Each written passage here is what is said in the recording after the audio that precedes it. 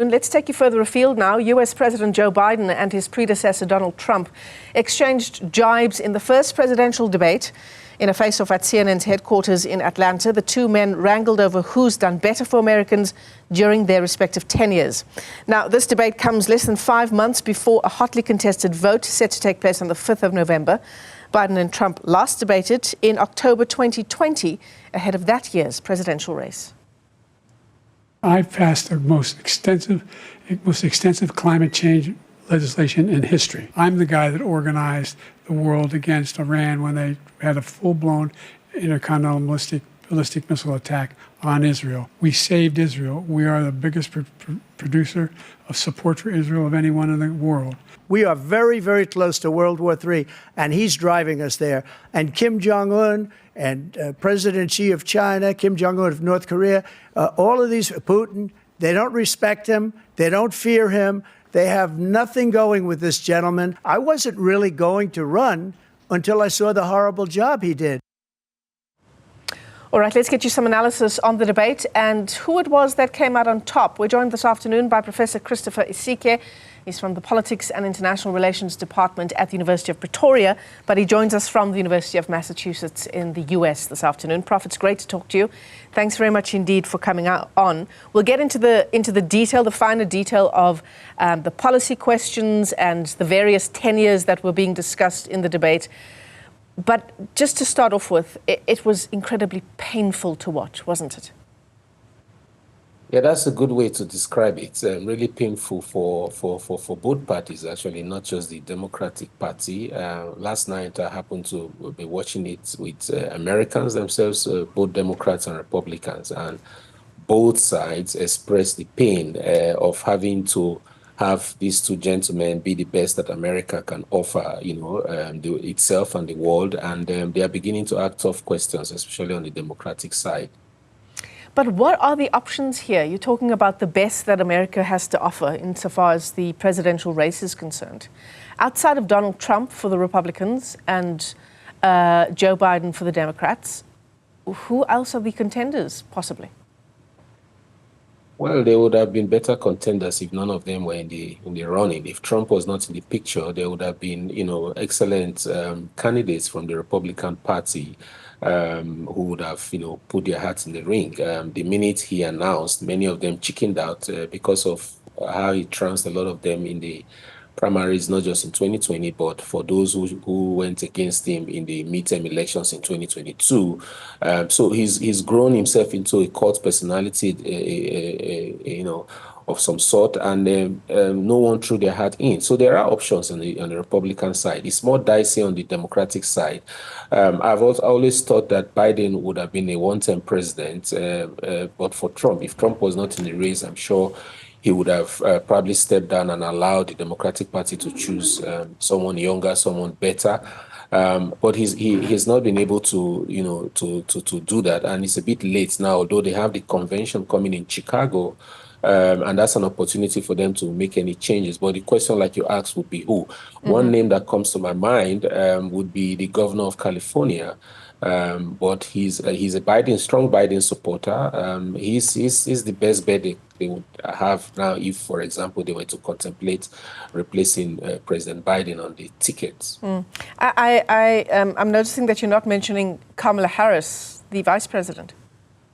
Yes, apart from the fact that she's not been really fronted by the Biden administration, and that's an unfortunate development, because from the very get-go, she would have been able to deal very heavily with the big immigration challenge that the country has, which is the biggest blight that Biden currently has in his administration. And you saw Trump, going back and back to the immigration issue.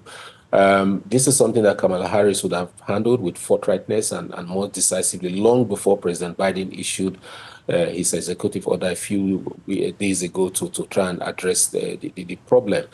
So unfortunately, they've kept her in the cooler, and that's one. Secondly, you would realize that if Trump had contested the 2016 elections with a white male, he would not have won that election. It was America getting tired of 8 years of experimentation with a first history of a black president, and then following that another 8 years with another first history of a female president. And Hillary Clinton was not particularly helpful in terms of some of the history she's had within the party. So you saw even Democrats voting for Trump.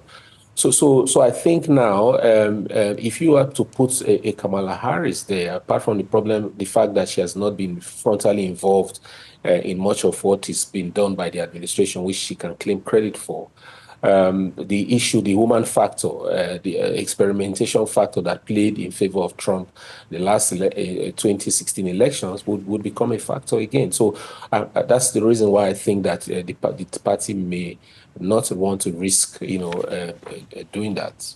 There was one particular moment, in fact, there were many, but, one particular moment where Trump, or rather, Trump lashed out at Biden, calling him a failure on the economy and in terms of his stance on the world stage. And Biden started to answer, and he seemed to lose his train of thought completely, and he failed to make his point. I'm not sure, Prof, if you can think of the moment I'm talking about. But even Trump then said, I'm not sure what he said at the end of that sentence, and I'm not sure he does either. Yes, you're correct. Many have said that this was an opportunity for Biden to address the age problem. It was an opportunity to show his base, the Democratic Party, that he still had the punch, the oomph to be able to still be a good president despite his age. And there's been a lot of concern about this, and that's his biggest vulnerability. He failed to use the opportunity to show that he was capable. And at the end of the day, even though there's just about a 3 years gap in age between the two gentlemen, Trump ended up looking much more younger in terms of being able to articulate, his points, put his point more clearly. Another failure on the part of the president, yesterday, President Biden now, was his failure to actually drill down on the abortion, the reproductive rights problem, the Roe versus Wade, which the Supreme Court changed last year, right? That is the biggest issue for many Americans, and the reason, the one issue that many Democrats want to really, and even independents want to vote the president for. The president failed to use that moment of that question to try and really give Trump a sucker punch. So there were many failed opportunities for Biden to actually show America that this should be about a referendum on Trump and the negative things he did, but it turned out the other way around, unfortunately. Yeah, there was a really crass moment where Trump made a comment to the tune of, I might be paraphrasing here, but he said something like, the Democrats want to rip babies from women's wombs, something like that. And it wasn't something that Biden could really take him on. Yeah, in fact, if you watch Biden's demeanor at that time, he was actually acting shocked that Trump could say those kinds of things and lie like that on national TV. And I think he was caught up in that shock and failed to articulate a response. And the question would be, why should he be shocked about anything Trump says? This is what he should have expected, and he should have used the opportunity to actually floor him completely, because apart from this lie that you are highlighting, there are so many other lies that Trump told that the President Biden failed to actually attack and use as a basis to show who was the better character to become president of the United States. Yeah, a CNN poll now finding that 67% of people who watched the debate actually thought that Trump won this first round of debate.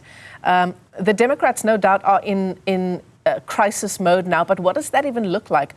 What's a crisis solution to what unfolded during this debate? And it appears that Biden stepping aside is not one of the options they're considering. Well, we never know. I think the calm head in the storm is advising that they wait a few days to see what the actual results of the reaction polling would be from citizens who will be the ones to actually decide all of this before taking any decision. Because the American democratic system is also a bit elitist in many ways, going from how presidents are selected to how they are eventually elected after a general election. Right. But that is being corrected slowly. Ultimately, at the end of the day, it is ordinary voters, ordinary citizens who would vote. So if the polls show that there's not been much support, in the next week or so as a result of this, there may be a need to look at the bigger picture and say, well, this is a president that has done well for the country in the last 3.5 years. One debate does not necessarily, define him. I mean, one of the failures, mixed opportunity, was that the president failed to convey that America currently has the lowest unemployment in more than 50 years. He had lowered inflation more than any country in the G7 and created 16 million new jobs. He called it 16,000 jobs, right? Instead of 16 million. That is where you say it very clearly. You pause for effect and continue. He failed to do all of this. So that's a concern. However, we cannot really, in all honesty, judge his administration's capability in the last 3.5 years because he messed up a debate. So that's another point to put across. I mean, the other really disappointing thing for Americans, I imagine, is that instead of actually outlining new policies, the entire basis for the debate was the two of them going at each other for their records during their tenure as president. Yeah, that's another issue. Or usually, when you have a sitting president debate a presidential candidate, you'll have the sitting president, the incumbent president, on the defensive because the other candidate would have failures to use as attack points. In this case, it was the first time in the history of the country that a former president and a sitting president actually debated each other. So that was a historical moment. However, one would have expected that if Biden was, like he did in 2020, stayed on point and reeled out his achievements and pointed out Trump's failure more clearly, it would have been a referendum on Trump rather than on Biden. So that's one of the challenges that he seems to be facing at the moment. So, Professor Isike, if indeed come the 5th of November, Trump does secure another round in the presidency, what would that mean for America? Well, it would mean a lot. Usually you say the American system is system, all right, so that it doesn't really matter who the president is. There are certain fundamental principles and procedures and performance that don't change, right? However, during Trump, we saw how his personality as president, how his agency as president influenced how America was seen in the country and in the world. So I think that there will be a rollback, or in many ways, of America from the world. You saw Trump repeating his decision to pull or try to pull America from NATO when he was president, and he withdrew from the Paris Accord, which he boasted about again. I've always told people that it's difficult for you to say you want to be a father, but you don't want to be responsible for your children or your wife. And that's what he's doing by saying that making America great again means that you focus on America. Well, the thing is, America is only a world leader because of what it does in the world, not because it is great at home. So this is something to expect, a rollback from the world. Of course, the policy differences between the two, but we should be more concerned about what this would mean for us as Africa, for example. And I think that Africa will be in for a rough ride, especially from a president that does not recognize any agency we have. Yeah.